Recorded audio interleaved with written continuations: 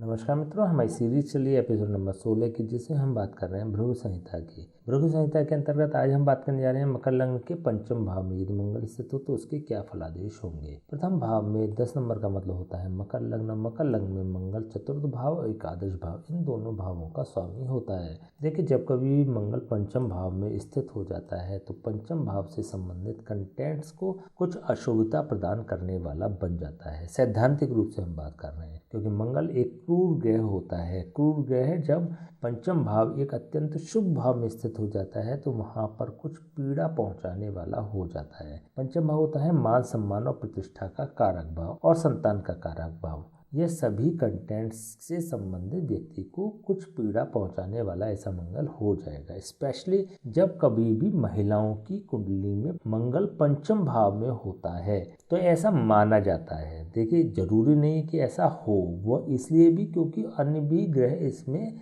Role play करते हैं, लेकिन जनरली अगर देखें तो ऐसा होता है कि उनकी जो पहली संतान होती है वो ऑपरेट होती है, ऑपरेशन के द्वारा होती है, नॉर्मल डिलीवरी नहीं होती। इसके पीछे जो कारण है वह यह है कि मंगल औजारों का कारक ग्रह होता है और पंचम भाव गर्भ का कारक भाव होता है। तो ऐसे में जब मंगल की स्थिति या मंगल की सिटिंग पंचम भाव में हो जाती है, ऑपरेशन के द्वारा संतान के होने का योग जनरेट करने वाला बन जाता है। यदि हम इसे चतुर्थ भाव के सापेक्ष देखते हैं तो चतुर्थ भाव का स्वामी जब पंचम भाव में स्थित हो जाता है तो यह एक राजयोग का निर्माण करने वाला हो जाता है। जब हमने लघु पारदर्शी का अध्ययन किया था तो आपको बताया था कि जब कभी केंद्र भाव का संबंध त्रिकोण भाव से बन जाता है तो यह राजयोग प्रदान करने वाला योग बन जाता है। किसी भी प्रकार का संबंध से अभिप्राय हमारा 4 प्रकार के संबंधों से होता है। सहावस्थान संबंध, दृष्टि संबंध, क्षेत्र संबंध और स्थान दृष्टि संबंध। इन चारों प्रकार के संबंधों में से कोई सा भी एक प्रकार का संबंध बन जाए।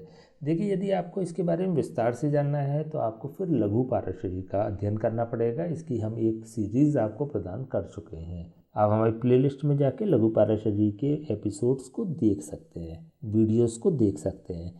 तो यहाँ पर हम बात कर रहे हैं जब चतुर्थ भाव का संबंध पंचम भाव से बन गया है तो ये राजयोग का निर्माण करने वाला बन रहा है और व्यक्ति के जीवन में जब मंगल की महादशा और अंतर्दशा आती है तो इस राजयोग के पूर्ण फल व्यक्ति को प्राप्त हो जाते हैं। चतुर्थ भाव होता है सांसारिक भोगों की उपलब्धता का कारक भाव और पंचम भाव होता है मान सम्मान और प्रतिष्ठा का कारक भाव। तो जब कभी भी इन दोनों भावों का संबंध बन जाता है तो व्यक्ति को मान सम्मान और प्रतिष्ठा भी प्राप्त होती है और व्यक्ति को सांसारिक भोग भी प्राप्त हो जाते हैं। यहाँ पर यदि हम व्यक्ति की संतान की बात करते हैं तो व्यक्ति को एक प्रतिभाशाली संतान प्राप्त होती है, लेकिन कहीं ना कहीं संतान के प्रति व्यक्ति को चिंता भी लगी रहती है, उस पर ध्यान भी देना पड़ता है और संतान की परवरिश में भी बहुत ज़्यादा कॉन्शियसली एक्टिव रहना पड़ता है।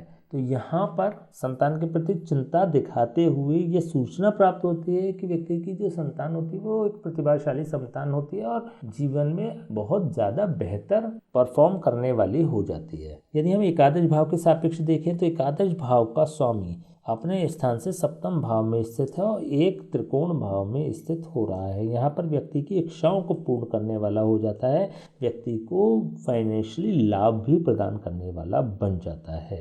देखिए, पंचम भाव होता है लॉटरी, सट्टे, जुए और शेयर का कारक भाव। यहाँ पर संभावना ऐसी भी होती है कि व्यक्ति शेयर्स के माध्यम से या फिर इस प्रकार के रिस्क टेकिंग वाले कार्यों से धन अर्जित कर ले, तो इस प्रकार के सकारात्मक योग भी बनते हैं। देखिए, यदि हम जुए, सट्टे, लॉटरी या फिर शेयर्स की बात करते हैं तो यहाँ पे और भी योग देखने होते हैं, लेकिन एट ए ग्लैंस क्योंकि हम पंचम भाव और एकादश भाव के सापेक्ष बात कर रहे हैं तो यहाँ पर यह सूचना प्राप्त होती है कि यदि व्यक्ति रिस्क टेकिंग कार्यों से धन अर्जित करने का प्रयास करेगा तो वह लाभान्वित होगा। यदि हम इसके कारकत्व की दृष्टि से देखते हैं तो मंगल होता है तृतीय भाव का कारक और षष्ठम भाव का कारक। तृतीय भाव के सापेक्ष ये मंगल अपने स्थान से तृतीय स्थान पर स्थित हो रहा है। तृतीय भाव होता है मेहनत का, परिश्रम का, पुरुषार्थ का और संघर्ष का। व्यक्ति के जीवन में मेहनत, संघर्ष और पुरुषार्थ अधिक होते हैं। व्यक्ति मान सम्मान प्रतिष्ठा तो प्राप्त करता है, लेकिन उसके लिए व्यक्ति को अत्यधिक संघर्ष भी करना पड़ता है, प्रयास करने पड़ते हैं, परिश्रम करना पड़ता है, तब जाकर उसको सफलता प्राप्त होती है।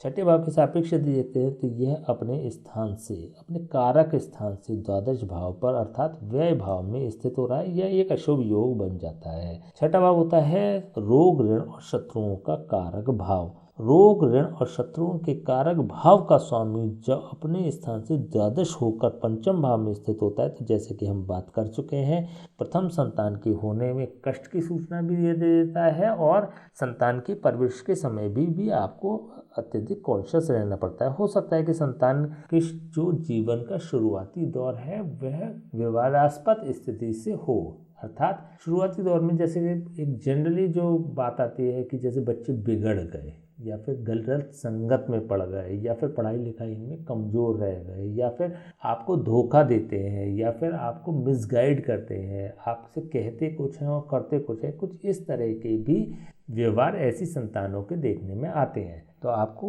कॉन्शियसली इस बात को देखना पड़ेगा, इस चीज़ के लिए कॉन्शियस रहना पड़ेगा कि आपकी संतान सही रास्ते पर चल रही है।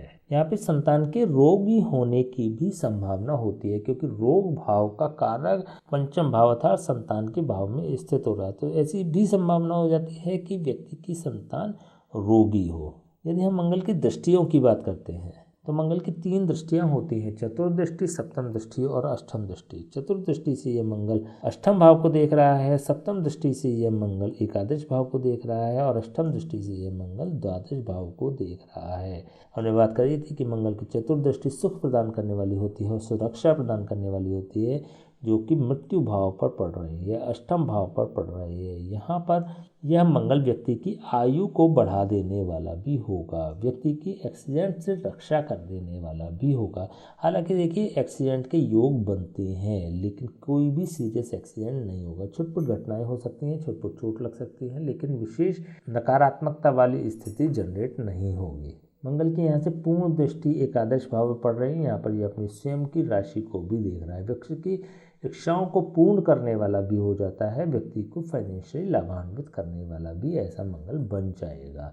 मंगल की अष्टम दृष्टि और विध्वंसकारी दृष्टि जब द्वादश भाव पर पड़ती है तो द्वादश भाव से संबंधित कंटेंट्स की हानि करने वाली बन जाती है। इट मीन्स कि यह भी एक बहुत पॉजिटिव योग बन जाता है, व्यक्ति को हानि से रक्षा करने वाला भी हो जाता है, व्यक्ति के व्यय को भी कम कर देने वाला ऐसा मंगल हो जाता है। लेकिन यहाँ पर विदेश का भाव भी होता है क्योंकि द्वादश भाव विदेश से व्यक्ति को लाभान्वित नहीं करता, विदेश जाने की योग नहीं बनाने देता।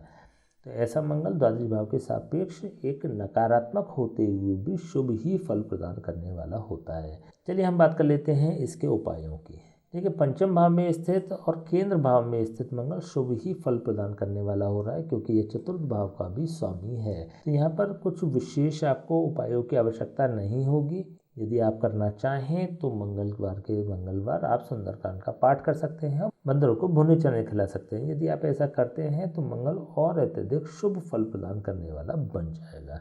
ठीक है, तो चलिए आज हमने बात करी मकर लग्न के पंचम भाव में यदि मंगल स्थित हो तो इसके क्या फलादेश होंगे। नेक्स्ट वीडियो हम बात करेंगे मकर लग्न के षष्ठम भाव में मंगल स्थित हो तो उसके क्या फलादेश होंगे।